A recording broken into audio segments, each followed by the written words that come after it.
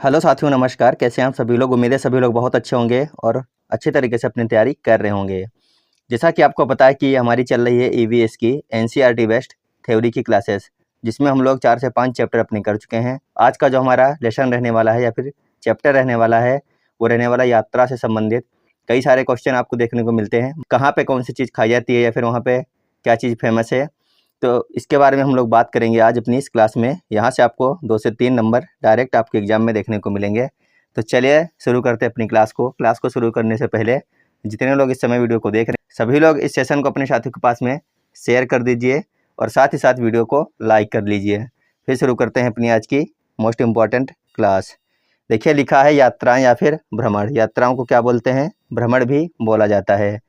बच्चों को सफ़र में डायरी व पेन रखना चाहिए। अगर आप बच्चों को स्कूल के टूर पे लेकर के जा रहे हैं, तो जितने भी बच्चे जा रहे हैं सभी के पास में एक डायरी होना चाहिए और एक पेन होना चाहिए। स्कूल से जब वो घूमने के लिए जा रहे हैं, टूर पर जा रहे हैं, तो आपको ये चीज़ याद रखनी है कि उनको पहले ही बोल देना है कि जितने बच्चे साथ में हमारे चल रहे हैं, पूरा बैग लेकर के ना चलें। क्या लेकर के चलें? एक डायरी और एक पेन अपने साथ में रखिए। और ऐसा इसलिए बोला जाता है कि मान लीजिए आप किसी फेमस जगह पर हैं, मान लीजिए आप गए हैं, आगरा में गए हैं, ठीक है, वहाँ पे आपने ताजमहल देखने के लिए। फिर आपको जो भी पॉइंट पता है, अगर आप टीचर हैं तो बच्चों को लिखवा सकते हैं कि इसकी खासियत क्या है, किसने बनवाया था, कब बनवाया गया था और ये किस लिए फेमस है। तो बच्चे लिखते हुए चलेंगे और जब वापस आएंगे तो उन चीज़ों को दोबारा से पढ़ करके याद कर सकते हैं कि हमने वहाँ पे क्या देखा था और इसकी विशेषता क्या है। आपको बोलना है कि सभी बच्चे जब चलें तो डायरी पेन अपने साथ में रखेंगे और जो चीज़ें उनको नहीं पता हैं या फिर जो चीज़ें इंपॉर्टेंट हैं, आपको इंपॉर्टेंट लगती हैं, उनको आप नोट करवाते चलेंगे साथ में बच्चों को। आगे लिखा है पैर की हड्डी टूटने पर 6 हफ्ते का समय लगता है। मान लीजिए आप कहीं जा रहे हैं, चल रहे हैं या फिर किसी भी प्रकार से आपकी पैर की हड्डी टूट गई गिरने से, तो फिर उसको सही होने में कम से कम कितने समय लगता है? कम से कम समय लगता है 6 हफ्ते। क्वेश्चन आपके एग्जाम में बना था, 2 से 3 बार क्वेश्चन बन चुका है कि अगर पैर की हड्डी टूटी है तो सही होने में कितना समय लगता है? 2 हफ्ते, 4 हफ्ते, 8 हफ्ते, 12 हफ्ते, 6 हफ्ते। तो आपको याद रखना है, लगता है 6 हफ्ते का समय। तो आप लोग ये जरूर याद रखना, बहुत बार क्वेश्चन बनता है डायरेक्ट यहाँ से। आगे देखिए, लिखा है गांधीधाम रेलवे स्टेशन गुजरात में है। कहाँ पर है? गांधीधाम जो रेलवे स्टेशन है ये कहाँ है? गुजरात में है। गुजरात के प्रमुख खाद्य क्या हैं? ढोकला, चटनी वाले चावल, मिठाई, बटाटा वड़ा, साग और पूरी। तो आप लोग ये सारे के सारे चीज़ें याद रखेंगे, अपने पास नोटबुक पेन उठाइए और इनको लिख लीजिए। गुजरात के प्रमुख खाद्य कौन कौन से हैं? ढोकला है, चटनी वाले चावल हैं, मिठाई है और बटाटा वड़ा, साग और पूरी है। कई बार क्वेश्चन बन जाता है और मिलान करने के लिए क्वेश्चन बनता है, तो आपको ये सारी की सारी चीज़ें याद होंगी तभी आप मिलान कर पाएंगे, अन्यथा नहीं कर पाएंगे। तो सबसे पहली बात है कि गांधीधाम रेलवे स्टेशन है कहाँ पे? गुजरात में। ये देखिए जो गोला किया है यहाँ पे गुजरात, ये देखिए।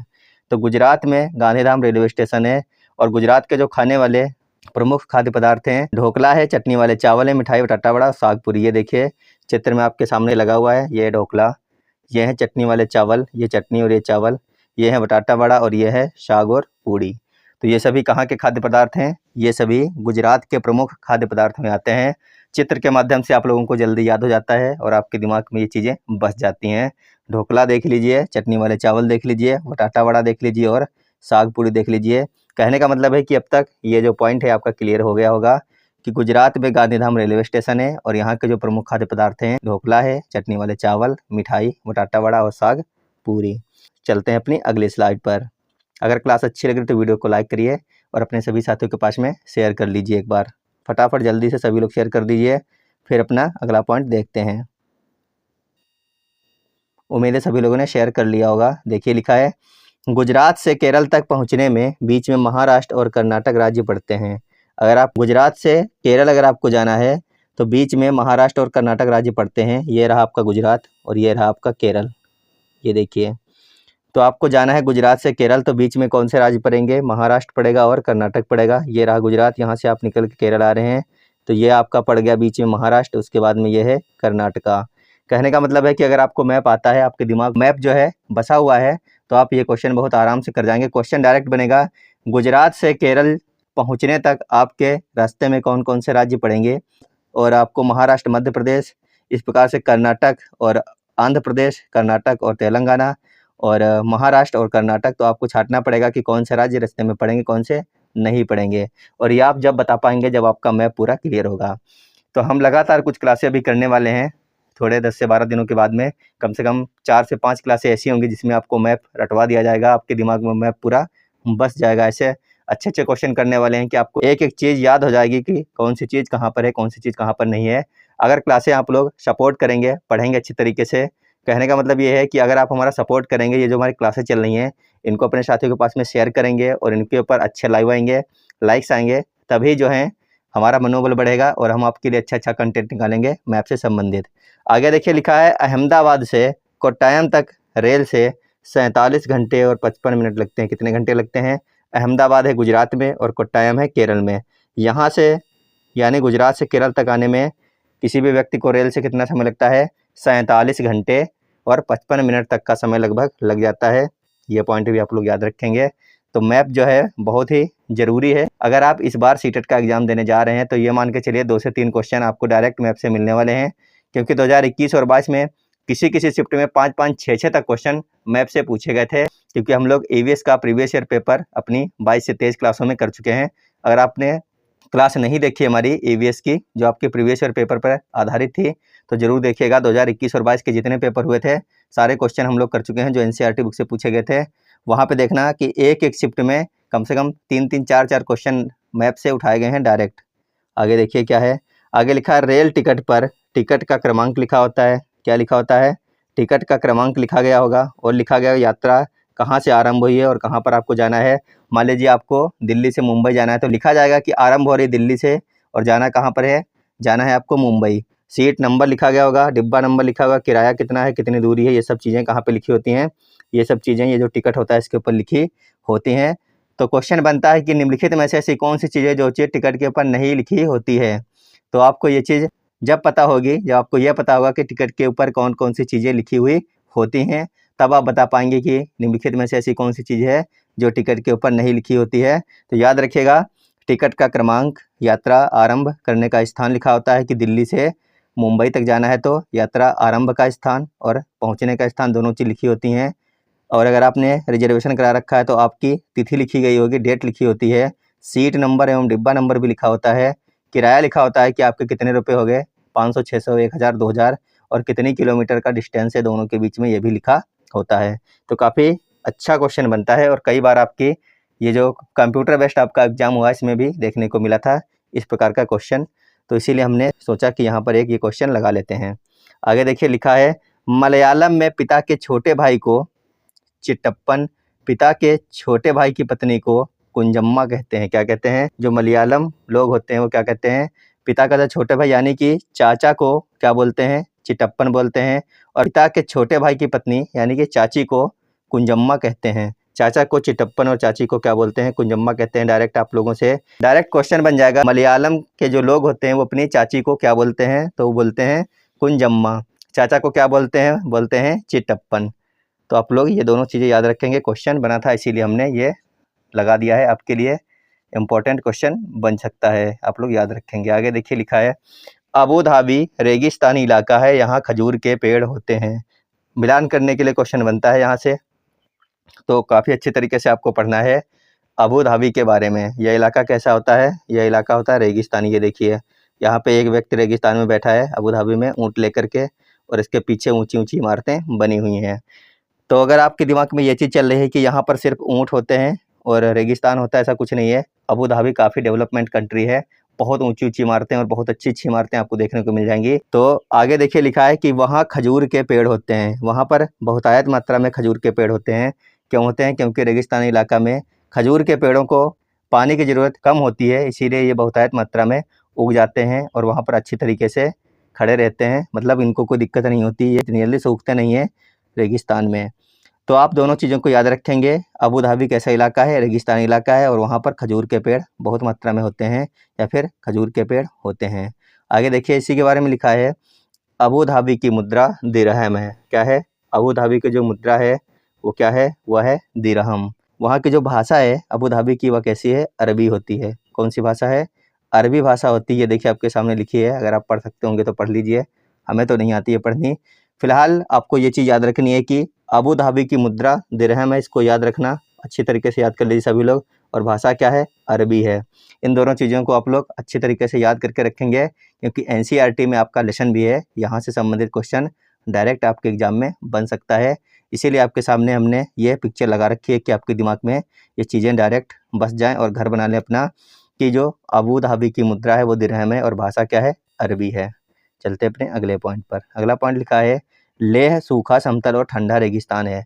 अगर आप लोगों के दिमाग में कभी रेगिस्तान शब्द आता होगा तो आपके दिमाग एक चीज़ बहुत अच्छी तरीके से आती होगी, रेगिस्तान का नाम सुनते ही कि रेगिस्तान कैसे होते हैं, गर्म होते हैं। लेकिन यहाँ पर उल्टा है।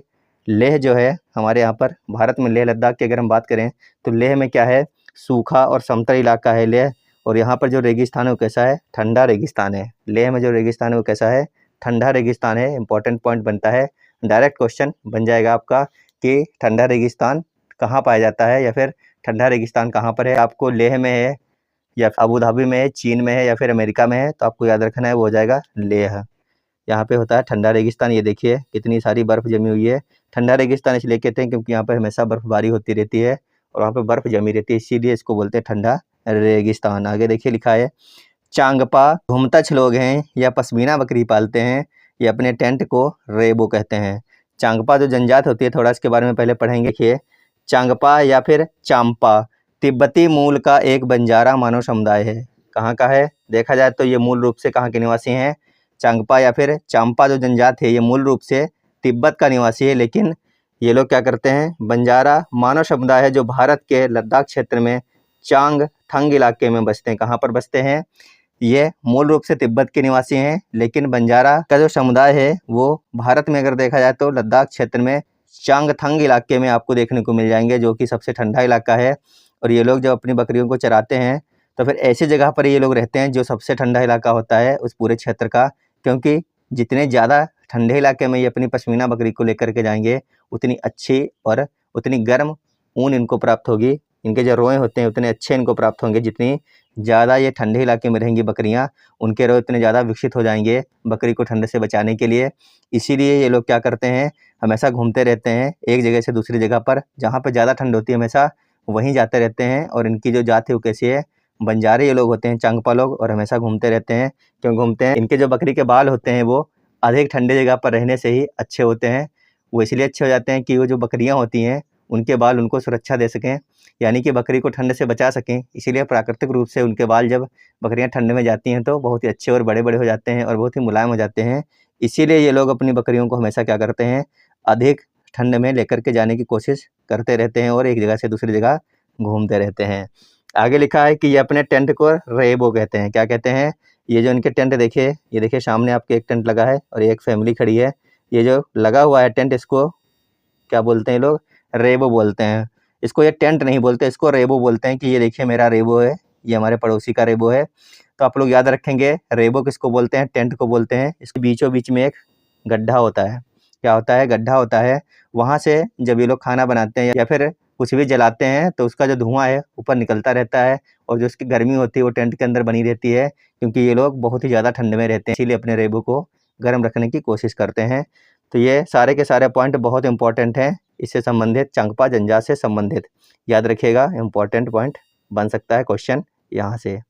आगे देखिए लिखा है, एक पश्मीना साल 6 स्वेटर के बराबर गर्मी होती है। इसके अंदर क्या होती है, ये देखिए आपके सामने पश्मीना सालें हैं, कई सारे कलर हैं, एक से एक बेहतरीन कलर और डिज़ाइन की सालें आपके सामने लगी हुई हैं, जिसको भैया लग रही हो ठंड वंड अपने निकाल सकता है अपने हिस्से की साल और ओढ़ सकता है। इसके अंदर गर्मी कितनी होती है, 6 स्वेटर के बराबर एक साल के अंदर गर्मी होती है। और देखिए क्या लिखा है, 250 घंटे से 250 घंटे में एक साल बनती है। कितने घंटे लगते हैं, 250 घंटे तक लग जाते हैं एक साल को बनाने में। ये देखिए एक लेडीज है जो कि पश्मीना साल की बुनाई कर रही है, तो इसको बनाने में कम से कम इतने 250 घंटे तक लग सकते हैं एक साल को बनाने में। और इसकी जो स्टार्टिंग होती है वो 10,000 रुपये से होती है, उसके बाद में लाखों रुपये तक की एक साल की कीमत हो सकती है। तो सारे पॉइंट इंपॉर्टेंट है, आप लोग याद रखिएगा। सबसे ज़्यादा क्वेश्चन पूछा गया है कि एक पश्मीना साल कितने स्वेटर के बराबर होती है, तो याद रखिए। तो आपको याद ये रखना है कि एक पश्मीना साल जो होती है वो 6 स्वेटर्स के बराबर गर्मी देती है और इसको बनाने में लगभग 250 घंटे तक का समय लगता है एक साल को। और इसकी कीमत 10,000 से शुरू होकर के लाखों रुपए तक की होती है। और ये देखिए आपके सामने है पश्मीना सालें। तो ये थी आज की हमारी क्लास। अगर क्लास आपको अच्छी लगी तो वीडियो को जरूर लाइक करिएगा और अपने उन साथियों तक जरूर इस क्लास को पहुँचाइएगा जो लोग अब की बार सीटेट का एग्ज़ाम देने वाले हैं। इस क्लास का पहला भाग था ये आज, और जो इसके क्वेश्चन बनते हैं वो हम लोग कल करेंगे। 20 से 25 क्वेश्चन करेंगे। जिस प्रकार के भी क्वेश्चन बनते हैं मैप से बनते हैं या फिर अदर कई प्रकार के क्वेश्चन बनते हैं, सारे क्वेश्चन कल करेंगे। भाग 2 रहेगा आपका यात्रा से संबंधित, अगर कुछ छूट गया है वो भी हम लोग कल जोड़ लेंगे, उसके बाद में क्वेश्चंस करेंगे। तो अगर आपको पीडीएफ चाहिए तो आपको मास्टर्स अड्डा लर्निंग ऐप डाउनलोड करना पड़ेगा। गूगल प्ले स्टोर पर जाइए, वहाँ पे आपको लिखना है मास्टर्स अड्डा। ये देखिए यहाँ पे लिखा है मास्टर्स अड्डा, तो आपको ये डाउनलोड करना है। उसके बाद में यहाँ पर आपको हमारी क्लास की पीडीएफ्स मिलने वाली हैं। क्लास 3 से लेकर के क्लास 8 तक की जो भी आपकी एनसीईआरटी हैं वो आपको यहाँ पर बिल्कुल फ्री में मिलने वाली हैं। और आपको बिल्कुल फ्री में मिलने वाले हैं प्रीवियस के सारे पेपर। जो आपको पेड मिलने वाला है वो मिलने वाले हैं नोट्स, जो कि बहुत ही बेहतरीन तरीके से बनाए गए हैं, जैसे कि ईवीएस का नोट्स हो गया, हिंदी का हो गया, सामाजिक विज्ञान का हो गया और आपका सीडीपी का हो गया। अगर आपका टॉपिक क्लियर नहीं है, जिनको ज़रूरत है वो लोग तुरंत जाकर के बाय कर सकते हैं, क्योंकि अभी ऑफ़र चल रहा है, उसके बाद में ऑफ़र ख़त्म हो जाएगा, तो हो सकता है कि आपको थोड़े रुपए और चुकाने पड़ें। तो जिन लोगों को ज़रूरत है वो लोग ज़रूर खरीद लीजिएगा 2-4 दिन के अंदर। धन्यवाद, बाय बाय।